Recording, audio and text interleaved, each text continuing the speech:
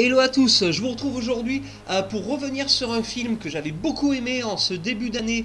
2020. Voilà, pour ceux qui ont vu ma critique, je lui ai attribué la note de 4 sur 5. Il s'agit d'Underwater, le film de William Eubank avec Kristen Stewart, qui est peut-être encore à l'affiche. Oui, parce qu'il est sorti en début janvier, donc il doit être encore à l'affiche. Donc je vous incite à voir le film, surtout que cette vidéo va être full spoiler, parce que je vais revenir sur la fin du film, quelques moments clés et puis des moments qui n'ont pas été développés par le film. Le réalisateur William Eubank a donné une interview récemment où il parle donc de la fin du film, de comment il a réalisé le projet et a confirmé la chose dont je parlais sur la critique d'Underwater, c'est que le film a bien été tourné en 2017 en fait pour sortir en 2020 à cause du rachat de la Fox par Disney. D'ailleurs du coup entre temps, voilà, entre le temps où j'ai fait la critique d'Underwater et où je fais cette vidéo, Disney a complètement changé le nom, enfin Disney a supprimé Fox du nom du studio qui est devenu maintenant 20th Century Studio, pour par exemple que les futures générations croient que depuis le début Star Wars par exemple appartient à Disney et pas à la Fox comme ça a été depuis le premier film. Alors on va commencer par parler de la fin du film parce que c'est le point central de tout le sujet de la vidéo, et je vais mettre bien sûr en description l'interview complète du réalisateur William Eubank, une interview complètement en anglais, donc c'est pour ça que je fais cette vidéo pour ceux qui ne comprennent pas forcément l'anglais, mais voilà, si vous voulez voir l'interview en entier, le lien est dans la description. Alors pour la fin du film, William Eubank a bien confirmé la créature finale, il s'agit bien de Cthulhu. On le reconnaît par rapport aux tentacules sur son visage, on ne s'attend pas du tout en fait à ce que ce soit Cthulhu à la fin, à cause des créatures qui sont agrippées à son dos, voilà, qui attaquent les protagonistes, enfin une créature plus particulièrement tout le long du film qui attaque les protagonistes, et à la fin, quand ils arrivent devant la créature, on s'aperçoit qu'il y a des milliers de créatures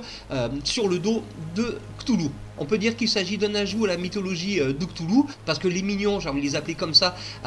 sur le dos de Cthulhu n'apparaissent pas dans les romans de Lovecraft, donc c'est un élément assez cool. D'après les réalisateurs William Eubank, il y a des plans, alors je n'ai pas vu ça au cinéma, où on aperçoit ses ailes dans le dos, voilà, les ailes de Cthulhu. Moi je ne l'ai pas vu donc en salle, mais je regarderai bien ça pour la sortie en vidéo, et ce qui ajoute donc Underwater au film qui traite de la mythologie de Cthulhu, et je trouve ça assez cool. C'est une plus-value pour moi pour le film, qui lui fait gagner bien des points. Alors pour les fans de Lovecraft, n'hésitez pas de l'acheter en vidéo quand il sortira, car ça fera un ajout de plus au film traitant de la mythologie de Cthulhu. Alors aussi William Eubank a précisé qu'en fait au départ ce n'était pas le Cthulhu qui était prévu apparaître à la fin. En fait pendant le métrage la créature n'était pas encore définie. Ils ont tourné le film sans savoir ce qu'allait vraiment être la créature. Ils avaient fait déjà des petites ébauches d'une créature marine, mais ils se sont dit voilà, on verra plus loin dans le tournage comment ça va se développer l'intrigue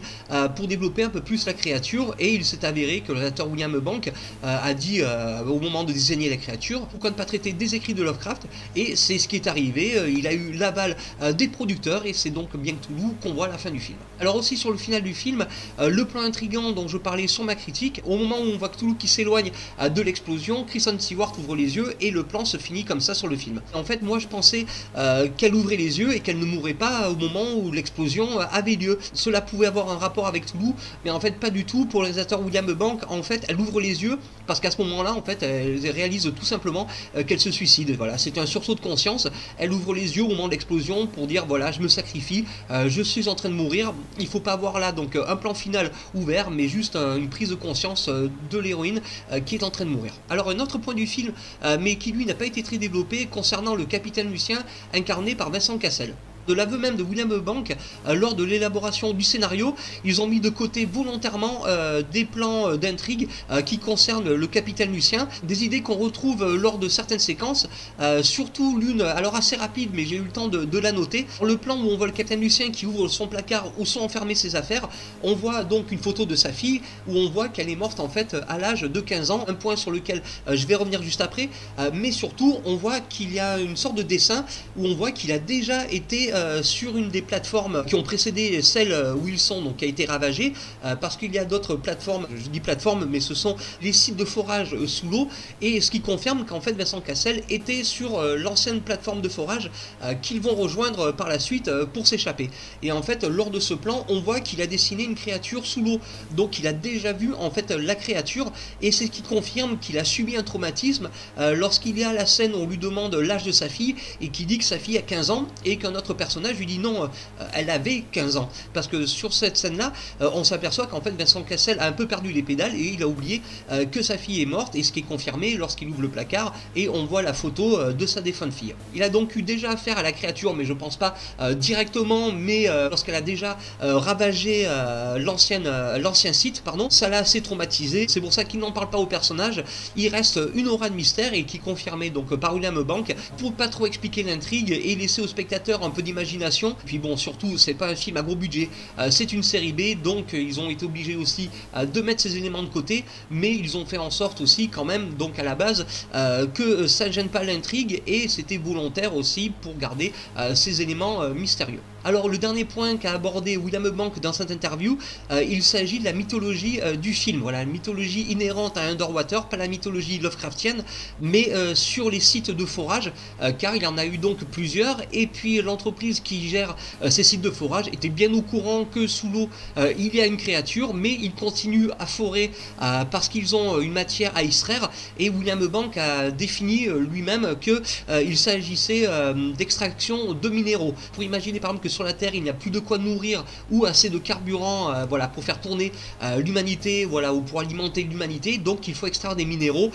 pour les besoins sur la Terre, donc ils sont bien obligés d'extraire, ils ne peuvent pas arrêter les extractions parce que sinon ça mettrait en péril l'humanité, alors créature ou non, ils sont obligés de continuer l'extraction. Voilà, pour terminer cette vidéo full spoil sur Underwater, c'est donc un film qui ajoute à la mythologie Lovecraftienne que les fans doivent avoir dans leur vidéothèque, qu'ils soient fans de Cthulhu, de la mythologie en général, d'H.P. Lovecraft, et donc aussi le film a tout d'un one shot, il n'y aura pas de suite, malgré donc le plan de la fin où on voit Cthulhu qui s'éloigne, et William Bank a confirmé que de toute façon Cthulhu étant un dieu, on ne peut pas tuer Cthulhu, mais il n'y aura pas de suite parce que la Fox n'est pas intéressée de continuer un projet qu'elle avait mis elle-même, enfin, la Fox Disney, sur un étagère, donc il s'agit de one shot, mais on voit donc bien Cthulhu qui s'échappe des océans à la fin du film. Alors merci d'avoir suivi cette vidéo, j'espère que comme pour moi, vous avez bien apprécié Underwater. N'hésitez pas à donner vos avis dans les commentaires de cette vidéo ou dans les commentaires dédiés à la critique que j'avais fait